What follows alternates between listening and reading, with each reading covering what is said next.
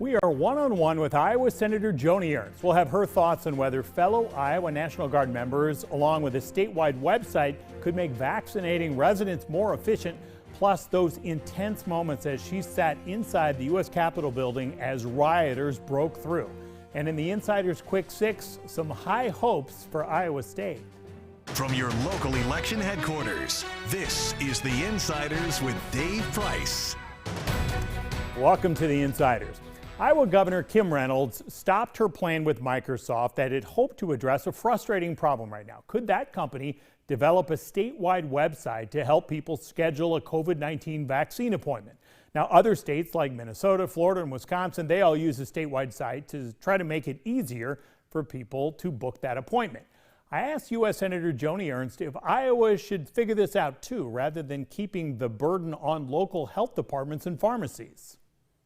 Well, I would have to speak to the governor and, of course, the public health staff that is working with her. What we want to make sure is, bottom line, that Iowans are getting the vaccinations as quickly as possible. So however we can enable that, we certainly would. When you go back home, how's it going, vaccination-wise? It is going well, actually, and my mother received her first shot yesterday, so it's going quite well. Some other states have also used National Guard members. This is something you know well here. Just with kind of taking advantage of the high level of skills they have with logistics. Yes. So Illinois one, for example, my mom went through a clinic where they had that there. Is that something you think we can reach once our supply of vaccine gets up for these mass clinics? I would be excited about that. And I actually did a pharmacy stop yesterday in Audubon County and talked with the pharmacist about that.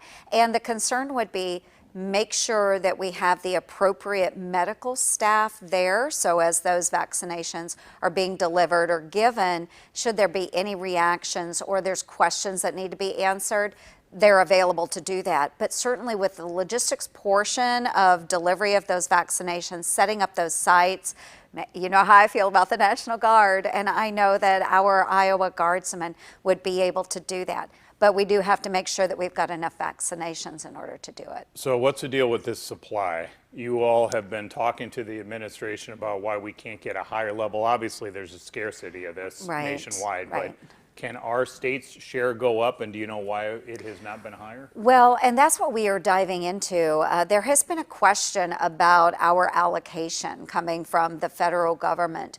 And so Senator Grassley and I have penned a letter, and we are pushing that out to Operation Warp Speed, just asking them to be transparent about the formula they're using, because honestly, we don't know how they are arriving at the numbers that are going out to those states. So we continue to push for more, but we need transparency in the system, and I think that'd be good for all of our states to know that. Excuse me. When that letter came out, I heard from some people who say, why are they sending a letter? Why don't you just pick up the phone and rip somebody and say, give me an answer? Because now we have documentation that we've actually asked for that information. It's a paper trail. It's good to have it, but of course, I mean, we're communicating with them through other means as well. But this is one way that we can push a letter out, and we can show to not only the constituents here in the state of Iowa, we have gone the full extent. We're pushing Operation Warp Speed for information. Here's the documentation. What about these efforts to come up with another COVID relief bill? Where is this going? What are you behind personally? Yes, and I am behind whatever will deliver results for the communities, for the individuals, for those businesses that truly do need COVID-19 relief. So we do have a number of industries that are getting back up and going. Maybe they don't need as much relief this time around. Certainly it would be a targeted package for COVID-19, but what we see from the Democrats is a lot of extraneous policy that they're trying to tie into COVID relief. Things like a $15 an hour minimum wage at the federal level, bailing out states and cities that maybe have had really bad budgeting practices in the past. All of that's extraneous. We can have those debates on a different day. Let's focus on getting the dollars into the areas where we need it the most. additional vaccinations, PPE, taking care of our small businesses, helping individuals that haven't been able to gain employment back. That's what we should focus on. So are you behind the $1,400 checks, or do you want them lower than that? This is a struggle and a debate that we have been having because, believe me, I have had individuals that have said, Joni, I don't need another check. So for those families that don't need that relief, we shouldn't send the dollars to those that don't need it, but we do have families that are in need. So if there's a way that we can do a targeted approach and make sure individuals who really do need that extra support get it, I would be behind it. Okay, so philosophically, what is the difference between a stimulus check and a tax cut? Aren't you giving back resources to taxpayers? Yeah, giving back resources, right? But again, making sure that those credits or the checks are going to who needs it the most. But you don't see those as the same? Well, and I realize they're two different things, but some people said, what does it matter here if conservatives believe in smaller government, right, giving back money to taxpayers? Right. What's the difference if it's a check or just lowering our tax rate? Well, and we love to lower the tax rate. We certainly want to do that. Any opportunity that we can and maintain good services, we think that's really important. So sending out the check right now, providing immediate relief. There's other ways to do it through tax credits or so forth. That would come later on. You mentioned the federal minimum wage. A couple of your colleagues, Tom Cotton and Mitt Romney, are talking about this idea of kind of coupling this idea where you would gradually raise the federal minimum wage, not to the $15 mark, but raise that wage and tie it to making sure businesses are not hiring undocumented immigrants. And I think we're still waiting to see what this final proposal will look like here.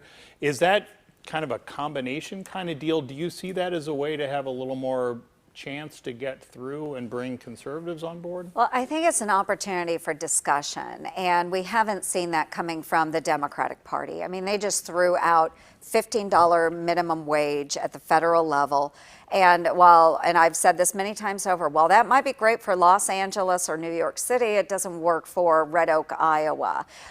So figuring out what is that right amount? We need to have a lot of debate about that. So I think what we're seeing from the Republican Party is an opportunity for discussion. The Democrats didn't allow opportunity for discussion in their proposal. They're just simply saying, we're going to do it whether you like it or not. Republicans are open to states and localities having a voice in this, and I think that's really important as we move forward. Would you prefer the Congress not have anything to do with a federal minimum wage and just let states do this entirely on their own? I would much rather see the brunt of that discussion coming from our states. I really do believe it should be left up to the states. People will argue, well, what about those states? They don't ever want to raise the minimum wage.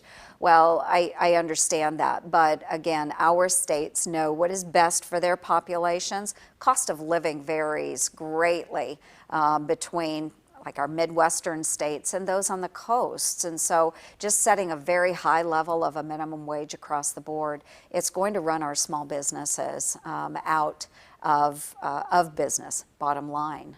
What do you make of, since Joe Biden has been in office, he's had somewhere close to 3 dozen executive orders. Yeah. Donald Trump used them, Barack Obama, George W. Bush. It just seems like they kind of each administration, it kind of escalates here. And doesn't that bypass the role of Congress? Now, are they doing that because Congress gets stuck on stuff, or is it an overreach on their part, or how do you view that? Well, I don't like it. And I would say that I think most citizens don't like it when we see executive orders. I don't care if it's coming from a President Donald Trump or a President Bush or President Obama, President Biden. This is one way that our executive branch uses to totally bypass Congress. And while it's not in law, those rules and regulations coming out of those executive orders, it creates whiplash, whether it's in the business community. We've seen potential job loss with some of the executive orders that President Biden has done just in recent weeks. They shouldn't do that. They should go back to Congress and say, this is my idea, this is my goal. Why don't you guys work it out and put it into law? We haven't seen that opportunity with President Biden. He's simply just trying to undo everything that President Trump had done in his 4 years. Up next, she reveals what she was thinking as the U.S. Capitol was under attack.